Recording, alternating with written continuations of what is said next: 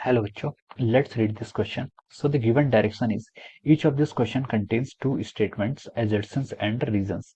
Each of this question also have four alternative choices, only one of which is the correct answer. You have to select one of the codes ABCD given below. A is assertion is correct, reason is correct, and reason is the correct explanation for the assertion.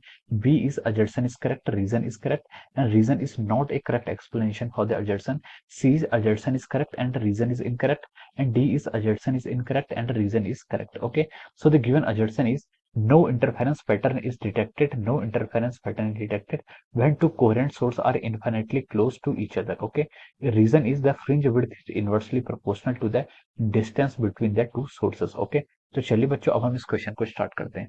तो देखिए बच्चों, इस question का की concept आप क्या लिख सकते हैं। The key concept of this question is, यहाँ पर हमें क्या बताना है, आपको इंटरफेरेंस पैटर्न के बारे में बताना है या फिर हमें क्या बताना है, इंटरफेरेंस की यहाँ पर स्टडी करनी है। तो देखिए इंटरफेरेंस होता क्या है।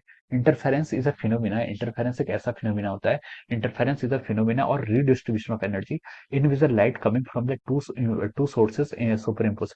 Light coming from the two sources are superimpose, और ये जो दोनों सोर्सेस होते हैं, दिस सोर्सेस आर कोहेरेंट, यानी कि उनकी वेवलेंथ सेम होनी चाहिए। और कोहेरेंट मतलब उनका जो फेज डिफरेंस है वो क्या होना चाहिए, आपका कांस्टेंट होना चाहिए या फिर आपका जीरो के इक्वल होना चाहिए।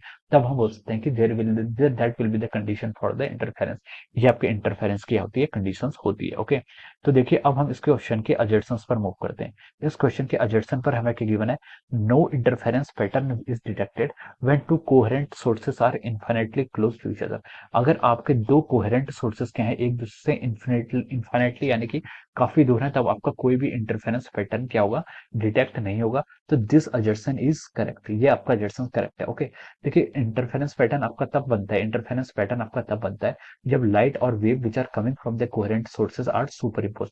अगर क्या होते हैं, light coming from the superimpose, light coming from the two coherent sources क्या होती है, सुपर इम्पोज करती है, तभी आपका इंटरफेरेंस पैटर्न क्या होता है, ऑब्जर्व होता है। Okay, so this is the condition. तो ये कंडीशन यहाँ पर नहीं लिखी, इसने लिखा है कि इंटरफेरेंस पैटर्न तब हम क्या होगा, इंटरफेरेंस डिटेक्ट नहीं होगा जब आपके two sources are infinitely close to each other. तो एजर्सन्स क्या है, इसके करस्पॉन्डिंग आपका बिल्कुल राइट है, एजर्सन इज राइट। अब इस पे रीजन पर मूव करते हैं। रीजन पर क्या गिवन है, the fringe width is inversely proportional to the distance between the two sources.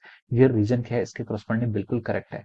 देखिए फ्रिंज विड्थ हम जो लिखते हैं, फ्रिंज विड्थ का जो फॉर्मूला होता है, ये क्या होता है आपका lambda D divide by D.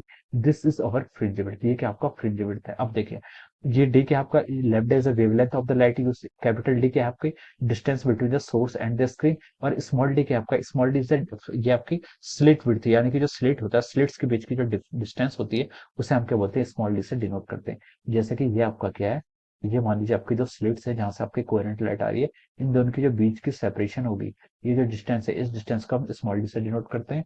और ये मान लीजिए आपकी स्क्रीन है, तो स्क्रीन और सोर्सेस के बीच की जो डिस्टेंस है, इसको हम कैपिटल डी से डिनोट करते हैं। ओके, तो देखिए जब क्या होगा, आपका डी क्या होगा, बहुत ही लार्ज होगा। लार्ज डी का मतलब क्या है, जो आपके यहाँ पर कोहेरेंट सोर्सेस हैं, ये क्या है, काफी लार्ज डिस्टेंस पे है, तो आपका डी क्या होगा, बहुत हाई होगा। डी की वैल्यू बहुत हाई होगी, तो फ्रिंज विड्थ क्या होगी आपकी, जीरो होगी, यानी कि आपको इंटरफेरेंस पैटर्न ही देखने को नहीं मिलेगा। ओके, तो हम बोल सकते हैं कि आपके इंटरफेरेंस पैटर्न होगा ही नहीं जब क्या होंगे, दोनों सोर्स इन्फिनिटली होंगे, इन्फिनिटली क्या होंगे, एक दूसरे से फार होंगे। ओके, तो हम बोल सकते हैं कि यहाँ पर अजर्सन भी करेक्ट है, रीजन भी करेक्ट है, and reason is the correct explanation of the assertion. Reason क्या आपका, अजर्सन का करेक्ट एक्सप्लेनेशन है। तो हम लिख सकते हैं कि इस क्वेश्चन के करस्पॉन्डिंग जो आपका करेक्ट आंसर आएगा, आंसर करेक्ट क्या होगा इसका, option A will be the correct answer of this question. Option A will be the correct answer of this question. Okay, option इसका राइट आंसर होगा।